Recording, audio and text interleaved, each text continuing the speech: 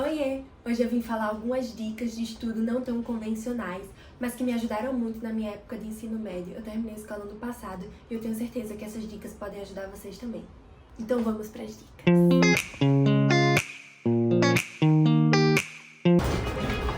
A primeira dica é: tenha um grupo de estudos.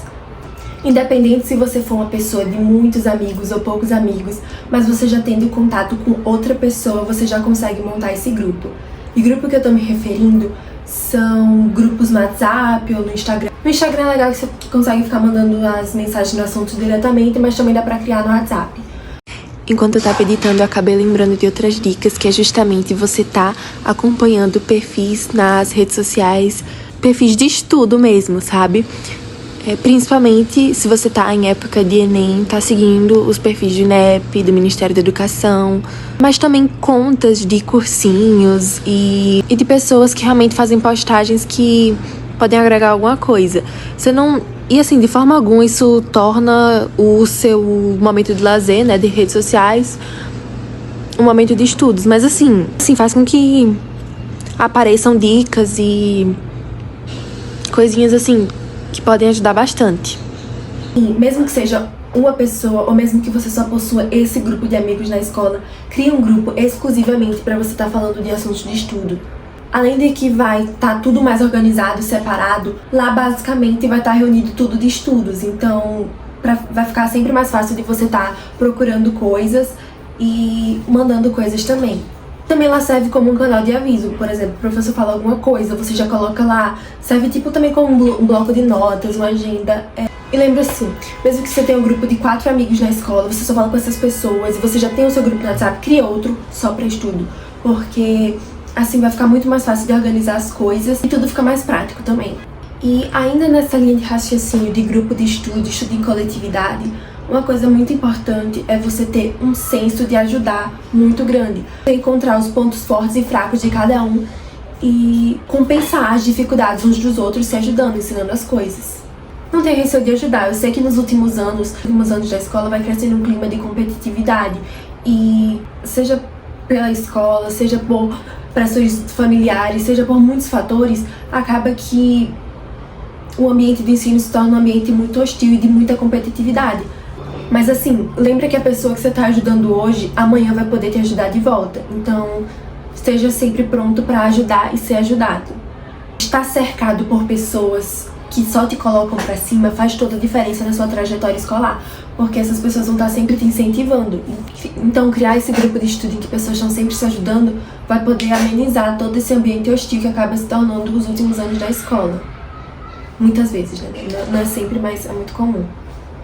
Eu, por exemplo, criei grupo de estudo em todos os meus anos de ensino médio e pra mim isso era incrível, porque nem sempre você vai conseguir tirar dúvida com o professor, às vezes você não encontra na internet, mas você tá tirando dúvidas com pessoas que estavam na sala junto com você, pessoas que podem ter escutado alguma coisa que você não escutou, podem proporcionar uma ajuda muito mais direta pra você, sabe? Outra dica é: acredite nas loucuras da sua cabeça. Como assim?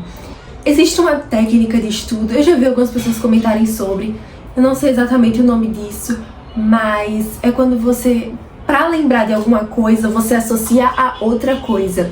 E esse é um método muito interessante porque muitas vezes ele dura por anos, assim. Eu lembro de algumas coisas, uns macetes que eu criei, tipo, na minha época de ensino fundamental, uns macetes muito doidos, mas que acabam fazendo sentido na sua cabeça. Eu acredito que muita gente faz esse tipo de coisa, mas acho muito interessante lembrar que, assim, se o método dá certo, usa, sabe?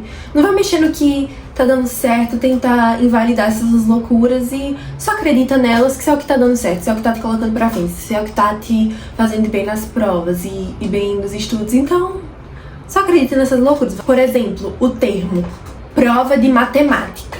Esse termo me ajudava a lembrar todas as etapas da meiose. Por exemplo, prova, prófase, metáfase, anáfase e telófase. Então, fazendo essas associações, a pessoa acaba nunca esquecendo. E assim, o que não falta são esse tipo de associações soltas aí pela internet. E muitas vezes eles acabam dando certo pra você. Então, muito interessante você tá aprendendo esses macetes. participa de extracurriculares, seja Olimpíadas do Conhecimento, seja simulações internacionais.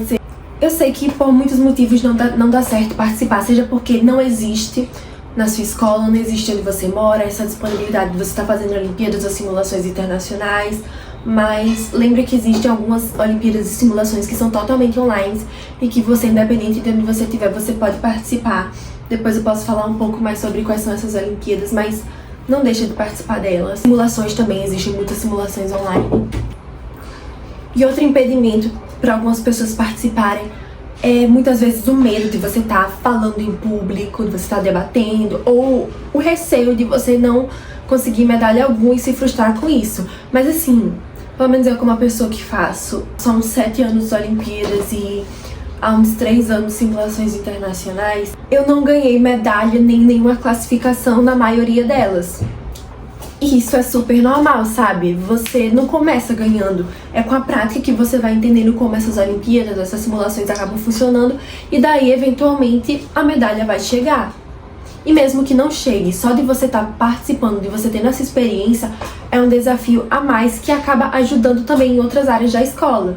Além de que, assim, quando você está conectado com essas coisas, muitas vezes os professores ou os coordenadores, essas pessoas, no geral, elas acabam te vendo com bons olhos, sabe? E isso acaba te ajudando para outros aspectos, quando você estiver precisando de ajuda, quando você estiver precisando de qualquer coisa, essas pessoas acabam sendo mais gentis com você. Sabe, não tô dizendo que, tipo, você começa a ser mimado, nem nada, mas assim, você acaba se mostrando como uma pessoa interessada pela educação. E sobre isso de falar em público, até hoje em dia eu não sou a maior fã de falar em público, mas isso acaba te ajudando, porque também quando você tá simulando, você não necessariamente é obrigado a falar. Às vezes você tá lá, você fica, tipo, são 3 dias de simulações, você fica no primeiro dia sem falar nada, no segundo dia sem falar nada, e no último dia você fala alguma coisinha, porque meio... E às vezes não é nem questão de, tipo, falar por obrigação, o ambiente em si acaba te encorajando a falar. Não vai estar tipo, você precisa falar, senão você vai se ferrar. Mas você acaba vendo outras pessoas falando, aí você começa a criar um gostinho e você vai querer falar também. E entre os benefícios existem vários. O fato de você estar estudando, se interessando por assuntos pedagógicos, mas que não são necessariamente da grade curricular da escola, isso acaba complementando aquele ensino e você acaba tendo mais facilidade por natureza em algumas matérias da escola, sabe? Isso sem falar que isso acaba abrindo portas para você ser aprovado sem mesmo fazer uma prova em universidades com grande prestígio, tanto nacional quanto internacional. Eu, por exemplo, consegui uma aprovação na USP simplesmente sem ter feito prova nenhuma, só com as medalhas que eu consegui na minha época de escola, de Olimpíadas. Eu não sou a maior medalhista nacional, mas com as medalhas que eu fui alcançando, por eu estar sempre participando de tudo, eu acabei conseguindo essa vaga. E não tô dizendo que é uma coisa fácil que todo mundo consegue, mas que não é tão difícil quanto parece ser. A Olimpíada de Simulações ajudou muito para quem quer estudar fora, se você quer conseguir uma bolsa. E mesmo assim, mesmo que você queira fazer Enem, vestibular tradicional, elas agregam muito, muito na sua vida. Então não deixe de fazer nada assim por medo de você não estar conseguindo, de você estar pensando, vou estar fazendo uma prova a mais. Não é que nem você está fazendo a prova, porque assim, na prova as pessoas só querem saber de tirar nota alta, só querem saber enfim, de números em boletins. Nas Olimpíadas é uma coisa muito mais tranquila, você tá lá porque você quer, todo mundo que tá lá porque quer. Não tem o mesmo peso que uma prova normal tem, apesar de que você vendo de fora parece que é o mesmo formato, você só senta numa sala, responde um monte de questões, mas... e também às vezes muitas das Olimpíadas obrigatórias que muitas pessoas têm que fazer acabam traumatizando, mas assim, gente, existem todas as áreas do conhecimento. Existe de geopolítica, de português, de matemática. As de exatas são mais comuns, mas existem Olimpíadas de humanas, elas são inclusive mais interativas. Você consegue fazer em grupos, existem Olimpíadas online. Então assim, existem de todos os formatos, para todos os gostos. Mas assim, eu também recomendo que você faça um pouco de cada, sabe? Tente fazer o máximo que você conseguir, na verdade. Não enfim, não subestima o teu potencial, sabe? Não tenha medo de fazer porque você acha que você não é capaz. Porque você, de fato, nunca vai ser capaz se você nunca tentar. Mas a partir do momento que você começa, você tá construindo o seu caminho pra um dia ganhar medalha. E mesmo se você não ganhar a medalha, todo o processo de você tá criando coragem de estar fazendo vai te ajudar muito. Outra dica que eu tenho, eu gosto de chamar ela de regra do inverso, que é o seguinte: quando você tá em casa estudando e você precisa, assim, estudar várias coisas, o ideal é sempre você começar pela coisa mais difícil e terminar pela coisa mais fácil. Porque vamos supor que você tem pouco tempo. Então, lembra de você estar nos momentos iniciais gastando a maior parte da sua energia pra coisa mais difícil, que você vai ter mais dificuldade de entender. E no final, quando você já estiver cansado, pelo menos o que você tem a aprender são coisas mais fáceis. Então, quando você tá numa tarde pra estudar, começa pela parte difícil e depois você vai pra parte fácil. Porque, embora seu corpo e sua mente estejam cansados, pelo menos é uma coisa que você sabe que você vai ter facilidade e que você não vai demandar de muita energia. Então não vai gastando toda a sua energia que você tem no início do estudo, porque assim, independente do que você for estudar, o ato de você estar estudando é muito cansativo, é muito desgastante. Então, poupa. Você vai gastar de todo jeito, você vai gastar energia de todo jeito, começando pelo mais fácil, pelo mais difícil. Então comece estudando as coisas mais difíceis pra depois ir pras mais fáceis. Porque o que não pode é você começar pelas fáceis, você gastar parte da sua energia e deixar pro final a parte mais difícil, você já com poucas energias tentando que pegar uma coisa mais complicada. Já na hora da prova você vai fazer o inverso. Quando você estiver fazendo a prova, você vai sempre começar pela parte mais fácil e depois ir pra parte mais difícil. Principalmente por conta do modelo do Enem, em que existe a TRI e que você precisa acertar o máximo de questões fáceis o possível. E também é muito por uma questão de organização de tempo, sabe? A mais fácil, você tem mais chance de acertar, você provavelmente vai acertar. Então assim, você começa pelas mais fáceis, você acaba fazendo o máximo que você conseguir e no final você faz as difíceis. E, obviamente, você vai trabalhar para que isso não aconteça, mas por um acaso não der tempo, pelo menos você deixou de fazer uma difícil e não deixou de fazer uma fácil. Entendeu? A chance de você acertar a fácil é maior, então assim, vamos, né, tentar acertar mais as que você tem mais chance de acertar. É uma questão muito estatística, matemática e estratégica. Eu já dei essa dica em outro vídeo, mas eu vou falar ela aqui de novo, porque eu acho que ela é muito importante, que é assim: guarda o teu desempenho acadêmico pra você. Não sai divulgando só as notas que você tá tirando, os acertos que você tá tendo pra todo mundo, porque quando você se torna incógnita pras pessoas, as pessoas não sabem se você tá indo bem, se você tá indo mal. Olha, elas vão te rotular de todo jeito, mas quando elas não sabem, você de fato vai ser mais uma incógnita do que você tá achado como uma pessoa muito inteligente, uma pessoa que não sabe de nada. Mas acaba que, eventualmente, muitas das pressões que viriam se você tivesse o tempo todo falando quando você tá tirando, essas pressões acabam diminuindo. Além que, se você acredita em mal olhado, em gente que não deseja seu bem, se você acredita nessas coisas, eu particularmente acredito, né? Não necessariamente você precisa acreditar nisso, mas se você acredita, quando você tá falando, você realmente tá se expondo mais pras pessoas. E a gente não sabe, né, quem tá desejando seu bem, quem tá desejando seu mal. E às vezes não é nem com essa questão mais espiritual, sabe? Envolve uma questão prática mesmo. As pessoas podem fazer coisas pra te prejudicar, sabendo que você tá se saindo melhor do que elas, ou que você tá se sentindo pior. Elas podem te ridicularizar. Como eu disse no outro vídeo, eu também vou falar agora, você não precisa manter um sigilo absoluto pra todo mundo. Você pode falar pras pessoas que você confia, sabe? Mas também não é pra... Eu recomendo você não tá falando isso pra todo mundo. Isso pode transformar a forma como você lida com os estudos em algo realmente mais livre de pressões. Outra dica que eu dou é: tenta ensinar outras pessoas. Dê aulas, tenta entrar em alguma monitoria, mas esteja sempre, de alguma forma, ensinando outras pessoas, sabe? Tirando dúvidas no grupo de estudo, né, que eu falei.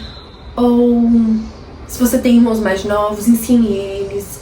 Eu sempre fui uma pessoa que gosta e tô sempre assim ajudando as outras pessoas a aprender o conteúdo. Gente, eu adoro, tipo assim, realmente tá ensinando o que eu aprendi pras outras pessoas.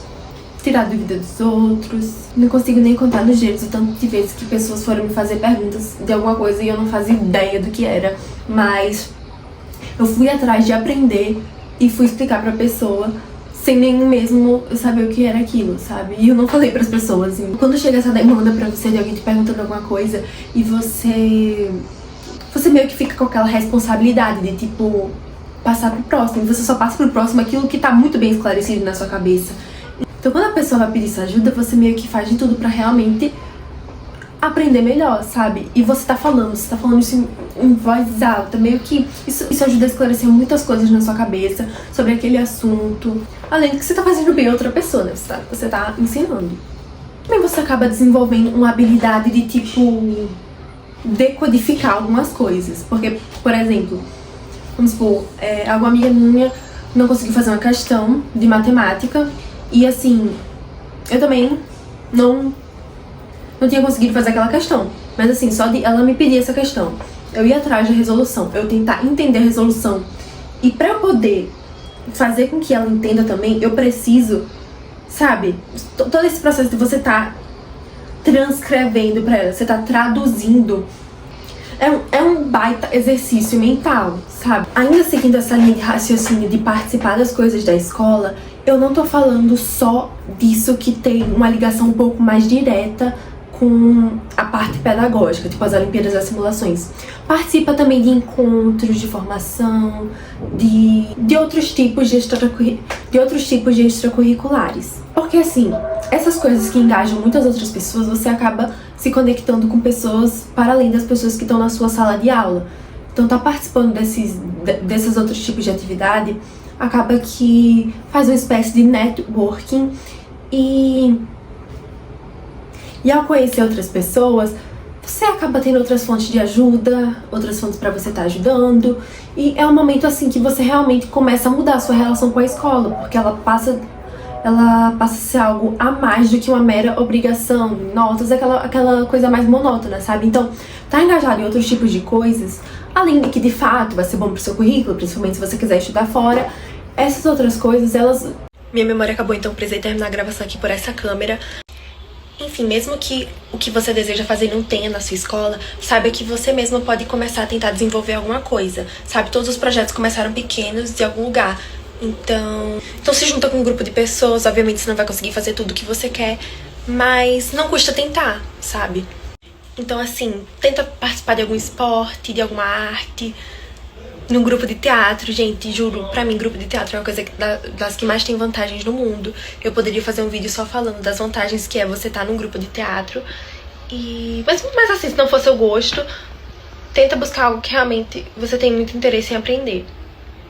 Enfim, gente, essas coisas extracurriculares de fato te ajudam a lidar melhor com as questões da escola e acabam te fazendo, assim, gostar mais desse ambiente escolar e se envolver mais e acabam te inspirando. Mas enfim, gente, esse foi o vídeo, eu espero muito que vocês tenham gostado.